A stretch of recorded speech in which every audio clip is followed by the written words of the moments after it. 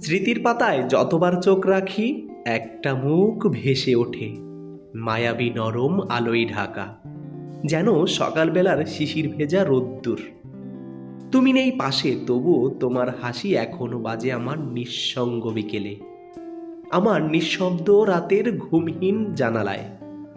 কতবার ভুলে যেতে চেয়েছি, তবু স্মৃতির পাতায় তুমি লিখে রাখো নাম, অজান্তে অনন্ত কালি দিয়ে।